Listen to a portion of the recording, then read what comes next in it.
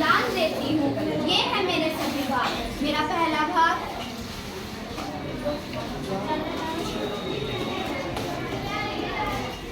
मैं हूँ जल। अगर आप मेरा सदुपयोग करोगे तो मैं आपका जीवन बढ़ा दूंगा। अगर मेरा दुरुपयोग करोगे तो इसका अंजाम आगे देखिए। ये है मेरा दूसरा भाग, मैं हूँ वायु। मैं आप सबको सांसें देता हूँ और जीवन जीने के लिए ऑक्सीजन देता हूँ। अगर मेरा सदुपयोग करोगे तो सालों साल जियोगे। अगर मेरा दुरुपयोग करोगे तो इसका अंजाम आगे देखिए। ये है मैं हूँ अग्नि। मैं आपका जीवन बना भी सकता हूँ और उसे जला भी सकता हूँ। अगर मेरा सदुपयोग करोगे तो मैं आपको शक्ति दूंगा, लेकिन अगर मेरा दुरुपयोग करोगे तो मैं आपके जीवन को जलाकर राख कर दूंगा। ये है मेरा चौथा भाग। मैं हूँ पृथ्वी। मैं आपको रहने के लिए जगह देता हूँ। मैं आपके जीवन को एक आधार बनाता हूँ। अगर आप मेरा सदुपयोग करोगे तो मैं आपको उन्नति प्रदान करूंगा। अगर मेरा दुरुपयोग करोगे तो उसका अंजाम आगे देखिए। ये है मेरा पांचवा भाग, मैं हूँ परमाणु। अगर आप मेरा सदुपयोग करोगे तो उन्नति दूंगा। अगर आप मेरा दुरुपयोग करोगे विनाश होगा, विनाश। तो आप सभी ने देखे ये मेरे भाग। अगर आप इनका दुरुपयोग करोगे तो इसका अंजाम होगा। आइए अब हम चलते हैं प्रकृति गोद में। जब चारों तरफ हरियाली थी और मनुष्य बहुत खुश था। इसी खुशी को हम आपको दिखाते हैं एक पिंकी की जिंदगी से। ला ला ला ला ला ला ला ला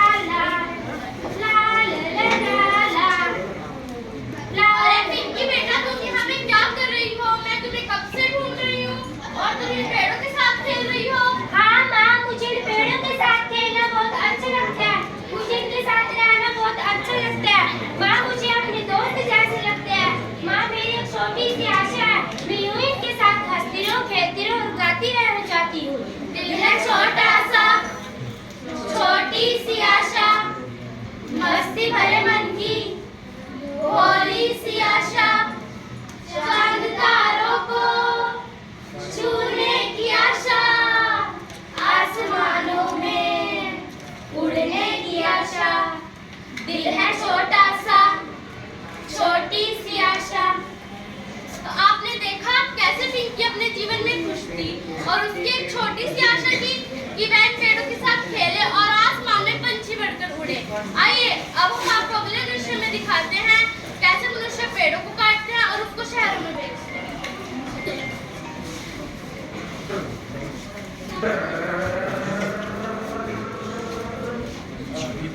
ओहो, आज सुबह ही बहुत धूप हो गई है। मुझे इस पेड़ को जल्द से जल्द काटकर अपने साथ शहर ले जाना चाहिए, वरना धूप हो जाएगी और मेरे से काम नहीं होगा।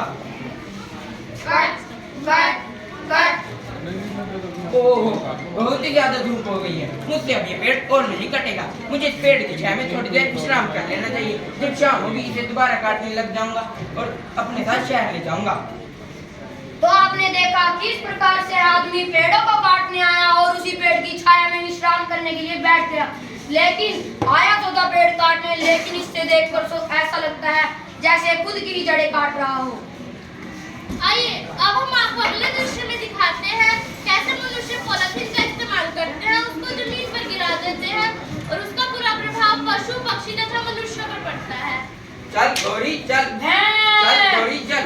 मेरी गाय हर रोज यहाँ पे घास चने के लिए आती है। आज भी इसे छोड़कर घर चला जाता हूँ। जब शाम होगी खुद ही आ जाएगी और मैं इसका दूध निकालकर बेच दूंगा और जिससे मैं थोड़े से पैसे कमा लूंगा। अरे क्या हो गया मेरी गाय को? क्या हो गया? हेलो डॉक्टर साहब।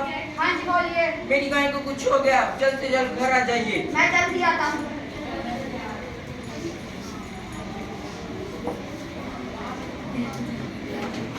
भाई साहब, क्या आपकी गाय आज बाहर गई थी? जी डॉक्टर साहब, मेरी गाय तो हर रोज ही घास चने के लिए बाहर जाती है, पर आज जब से आई अपनी गर्दन तक नहीं उठा रही। भाई साहब, आज आपकी गाय ने घास के साथ साथ एक प्लास्टिक भी खा लिया है। ये प्लास्टिक क्या होता है डॉक्टर साहब? प्लास्टिक बहुत हानिकारक चीज होती है। मनुष्य और पशुओं को जान भी ले लेती है और वही प्लास्टिक जिसके गले में चिपक चुका है, जिससे इसे सांस लेने में दिक्कत आ रही है। मैं इसे बचाने की पूरी कोशिश करता हूँ।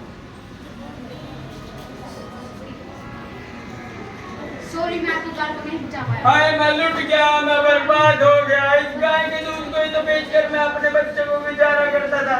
अब मैं अपने बच्चे को क्या खिलाऊंगा? इस प्लास्टिक ने तो मेरी गाय के साथ मेरे पूरे परिवार की ही जान ले ली। आपने देखा कैसे पॉलिथीन ने इस गाय की जान ले ली और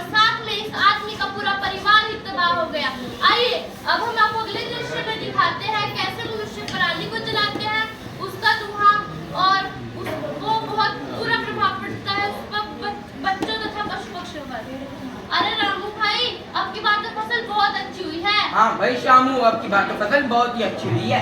पर तू क्या कह रहा था? अरे मैं ये सोच रहा हूँ फसल जब ये हम निकाल लेंगे तो इस पराली का क्या करेंगे?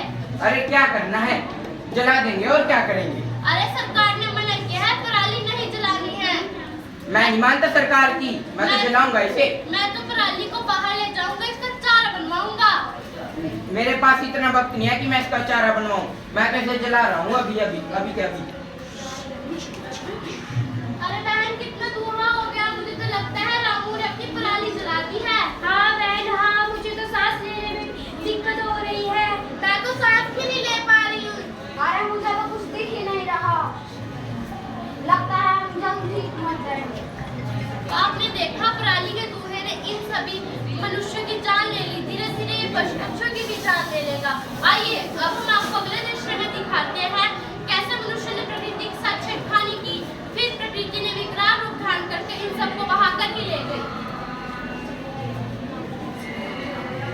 ला ला ला ला ला ला ला ला। अरे बहन कितना अच्छा वातावरण है। हाँ बहन हाँ, यहाँ चारों तरफ हरियाली और ऊंचे ऊंचे पहाड़ भी हैं। अरे बहन पानी का बहाव देखो कितना तेज हो गया है। हाँ बहन हमें बचाओ, बचाओ, हम डूब रहे हैं, बचाओ बचाओ। बचाओ। तो आपने देखा हमने प्रकृति के साथ छेड़खानी की, फिर प्रकृति ने बाढ़ का रूप लेकर हम सबको बहा कर ही ले गई। आइए अब हम आपको अगले दृश्य में दिखाते हैं ज्यादा टेक्नोलॉजी के कारण पशु पक्षियों पर क्या क्या बुरे प्रभाव पड़ रहे हैं। जी जी अरे बहन ये वाइब्रेशन तो हमें बहुत परेशान कर रही है। हाँ बहन हाँ, नहीं तो इस कान से सुनाई भी नहीं दे रहा है। मेरे तो दोनों कान ही बंद हो गए हैं। अरे मुझे तो चक्कर आ रहे हैं। हमें तो लगता है मर ही जाएंगे। आपने देखा ज्यादा टेक्नोलॉजी के कारण इस पक्षी की जान चली गई। आइए अब हम आपको अगले दृश्य में दिखाते हैं दो देशों के बीच में लड़ाई होती है तो वो परमाणु बम से हमला करते हैं और उसका बहुत बुरा प्रभाव पड़ता है पशु पक्षी तथा मनुष्य पर। President of Japan, yes soldier. America ने हम पर युद्ध शुरू कर दिया है और वो सोच रहे हैं हम पर परमाणु बम भी गिराया जाए। ऐसा नहीं हो सकता सोल्जर, अगर अमेरिका ने हम पर परमाणु बम गिरा दिया तो हमारा देश तबाह हो जाएगा। पर उन्होंने युद्ध शुरू कर दिया सोल्जर। ऐसा नहीं हो सकता soldier. Attention soldier, yes sir. हमें जल्द से जल्द परमाणु बम की तैयारी करनी चाहिए। हमें जापान के ऊपर ऐसा परमाणु बम गिरना है कि उनकी साथ पुश्त याद रखनी कि वह कभी अमेरिका जैसे बड़े देश के साथ युद्ध नहीं कर सकते। जल्द से जल्द परमाणु बम की तैयारी की जाए।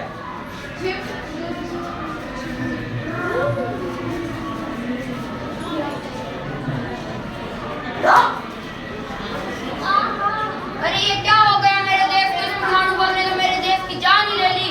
अब ये कैसे बढ़ पाएगा?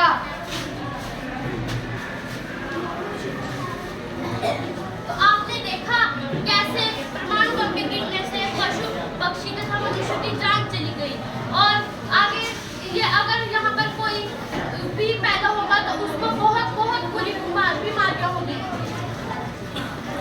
हमें ज्यादा से ज्यादा पेड़ पौधे लगाने चाहिए और अपनी हरियाली को खुशहाल बनाना चाहिए। हमें तकनीकी का उपयोग करना चाहिए पर इतना भी नहीं जिससे जीव जंतु, पेड़ पौधे, मनुष्य आदि पर बुरा प्रभाव पड़े।